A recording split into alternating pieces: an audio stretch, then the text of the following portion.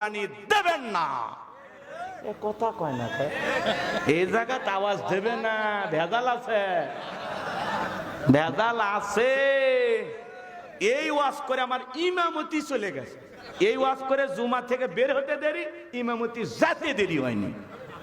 হুজুর কেন বললো বেনামাজির সাথে কুরবানি দেবেন না, এই কথা কেন বলছো? এই হুজুরের পিছে নামাজি পড়বো না, আমরা বেনামাজি একদল হয়ে কুরবানি দেব, হুজুরের থেকে জব করে নেব না।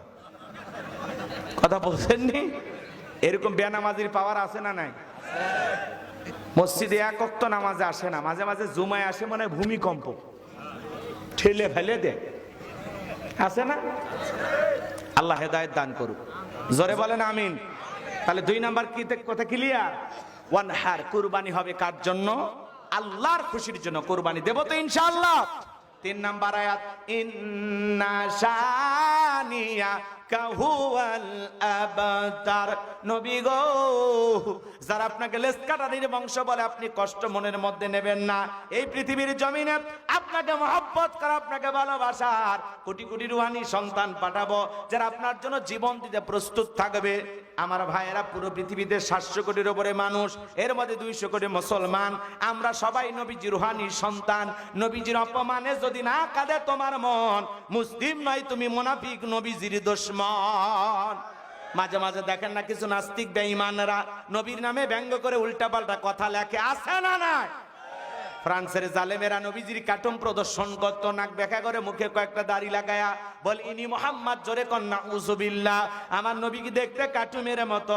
এই পৃথিবীর সবচাইতে সুন্দর মানুষটির নাম মোহাম্মদ রাসূলুল্লাহ সাল্লাল্লাহু আলাইহি ওয়াসাল্লাম। যে নবীর চরিত্রের সার্টিফিকেট আমার আল্লাহ দিয়ে বলেন, ওয়া ইন্নাকা লাআলা খুলুকিন আযীম। নবী গো, আপনি হলেন পুত পবিত্র মহান চরিত্রের অধিকারী। যে নবী 63 বছরের জিন্দেগিতে একটি মিথ্যা কথা বলেননি। আল্লাহু আকবার বলেন। জীবনে কখনো তুমি মিথ্যে বলনি, তাই তো তোমায় পেতে কাঁদে এই ধরণী।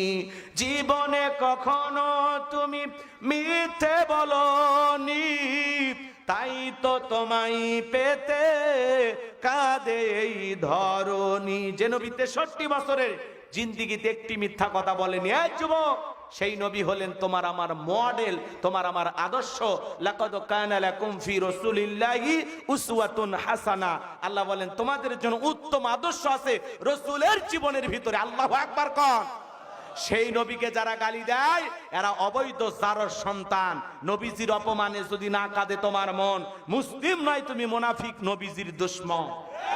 নবীকে গালি দিয়েছিল ওলীদ বিন মুগীরা, ওয়াকাত্ত ভাষায় নবীকে গালিগালাজ করেন। আল্লাহ আয়াত নাজিল করে বলেন, উতুল্লিম বাদা যালিকা জানিম। নবী গো, এই ওলীদ বিন মুগীরা হলো পিতৃ পরিচয়হীন জারর সন্তান, এর জন্মের ঠিক নাই। এই কথা শোনার পরে ওলীদ বিন মুগীরা বলে, নবী এত বড় কথা, আমার জন্মের ঠিক নাই, আপনি থাকেন, আমার বাড়িতে যায়। ছেলেটা বৈধ না বৈধ জানে কে? ফ্যাক্টরির মালিক, তার মানে তার মা। তার মায়ের নাম ছিল ঝর্ণা। যা বলে, মা করবি না কোনো তাল বাহানা। নবী মুহাম্মদ সাল্লাল্লাহু আলাইহি সাল্লাম আমাকে বলেছেন, উতুল্লিম বাদা যালিকা জানিম, আমি নাকি পিতৃ পরিচয়হীন জারর সন্তান, আমার নাকি জন্মের ঠিক নাই। ওলীদ বিন মুগীরার মা মনে মনে ভাবে, গোপন তত্ত্ব নবী জানলো কেমনে? নবী তো জানতেন না, নবীকে জানিয়ে দিয়েছেন তিনি কে। এইবার ওলীদ বিন মুগীরার মা মনে মনে ভাবে আর দেখে বলে, বাবা শোনো, আমার বয়স হয়ে গেছে, আমি মিথ্যা কথা বলবো না। আমার এক পা কবরে চলে গেছে, আমি যা বলবো সত্য বলবো। শুনে নাও আমার সন্তান, তোমার বাবা ব্যবসা বাণিজ্যের কাজে এতটাই ব্যস্ত থাকতো, তোমার বাবা ব্যবসা চেনে, টাকা চেনে, কিন্তু তোমার মায়ের মন বোঝে না।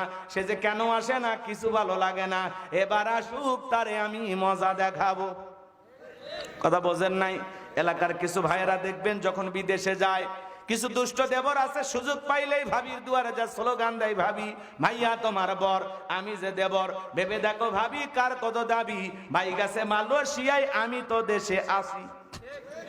কথা কয় না কে? চান্স পাইলে বলে, ভাবি আপনার যে চেহারা দেখে মনে হয় না আপনি 2 বাচ্চার মা। এই বদমাইশ, বিয়ে না হইলে ভাবি ডাকলি কারে? কথা কয় না কে? আমাদের সমাজ এগুলো আছে না নাই? মা বোন যারা আবার শুনতেছেন, মা শুনে যা, দুইটা পুরুষ এদের দূরে থাকবেন, একটা দেবর আর একটা দুলা ভাই। এরা হলো মৃত্যু তুল্য, বিষাক্ত সাপের চাইতে ভয়ঙ্কর। আর আস্তে কোন ঠিক মা বোন যারা শুনতেছেন, মা শুনে নেন, আল্লাহর ভয় যদি আপনার অন্তরে থাকে, কোন দেবর যদি আপনার কাছে যায় এরকম উল্টাপাল্টা কথা বলে, তখন তারে বলেন কুল্লিল মুমিনিনা ইয়াগুদ্দুনা মিন আবসারিহিম। আল্লাহ বলেছেন মুমিন পুরুষের দৃষ্টি থাকবে নিচের দিকে, আমাকে দেখার অধিকার তোর ভাইয়ের আছে, তোর জন্য আমাকে দেখা জায়েজ নাই। কথা বলে না কেন? আজকে দেবরের সামনে ভাবি যায়, দুলাভাইয়ের সামনে শালি আসে, ওপেন পর্দা নাই। ছোট ভাইয়ের বউ বড় ভাই দেখে, বড় ভাইয়ের বউ ছোট ভাই দেখে, একজন আর একজনের বউ দেখে আন্দাজ করে আমার যে আমার ভাইয়েরটাই ভালো।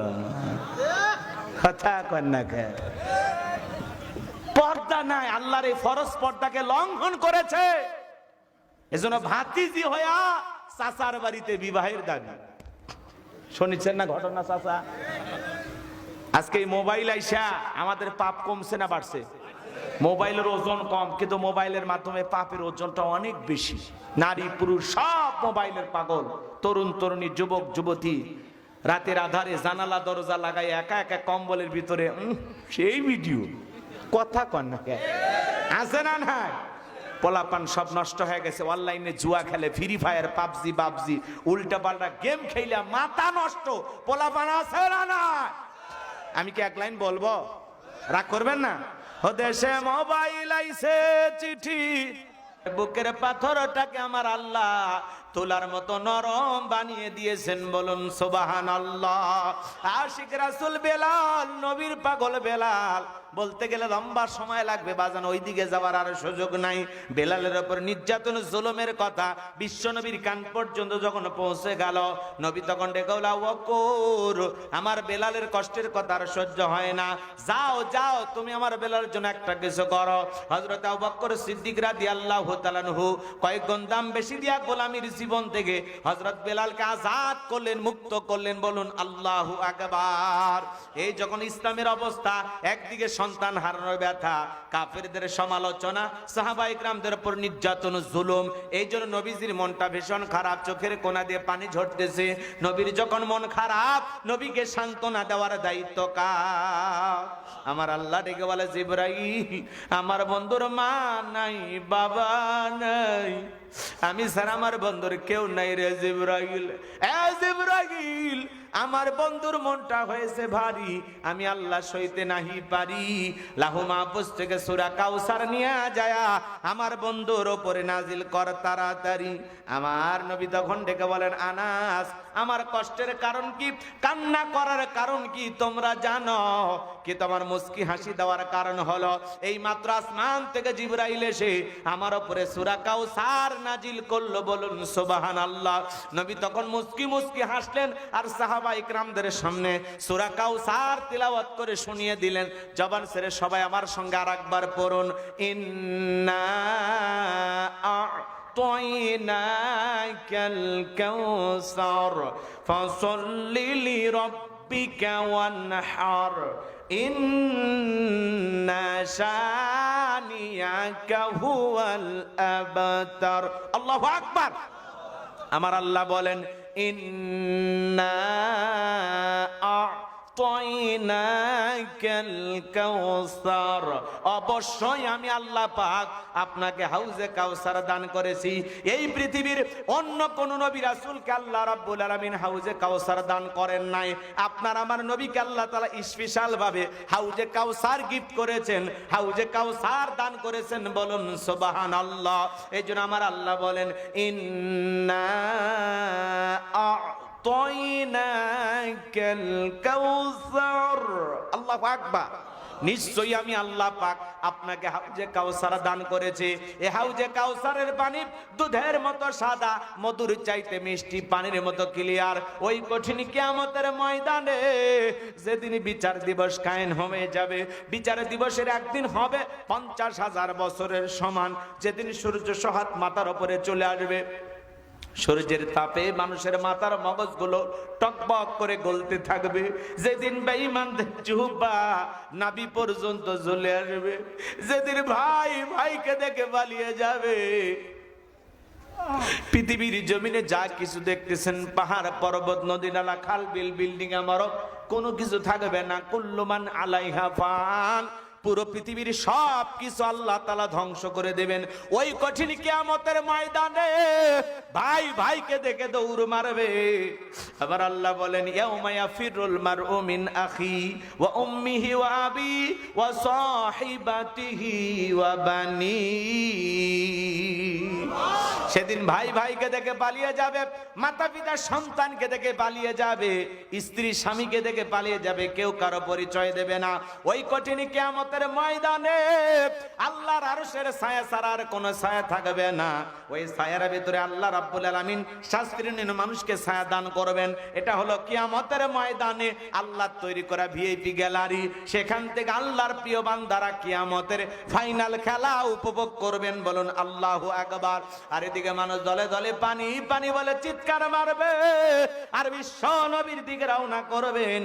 কিছু মানুষের চোখের সামনে আমার আল্লাহ পর্দার আবরণ তৈরি করে দেবেন। নবী তখন ডেকে বলবেন আল্লাহ, সংখ্যায় আমি আমার অনেক উম্মতকে দেখতে পাইলাম, কেন জানি সংখ্যাটা কমে গেল। আমার আল্লাহ তখন ডেকে বলবে বন্ধু বন্ধু, পাইকারি ধরে আপনি সবাইকে হাউজে কাউসারের পানি পান করাইতে পারবেন না। দুনিয়ার জীবনে দুইটি অপরাধ করেছিল যারা, আজকে কিয়ামতের ময়দানে আপনার হাতে হাউজে কাউসারের পানি পাবে না তারা। জোরে বলেন কয়টি অপরাধ? হ্যাঁ, ওই অপরাধ দিনাজপুরের মানুষের জানার দরকার আছে না নাই? কোন দুইটি অপরাধে মানুষ হাউজে কাউসারের পানি পাবে না? একটু অপেক্ষা করেন বাজান। হযরত আবু বকর সিদ্দিক রাদিয়াল্লাহু তাআলা আনহু পিয়ালাগুলো ভরা দিবেন, মাঝখানে দাঁড়িয়ে থাকবেন হযরত ওমর। হযরত ওমর আবু বকরের হাত থেকে নিয়ে নবীজির হাতে দিবেন, আর নবীজি তার আদরের উম্মতদেরকে খুঁজে খুঁজে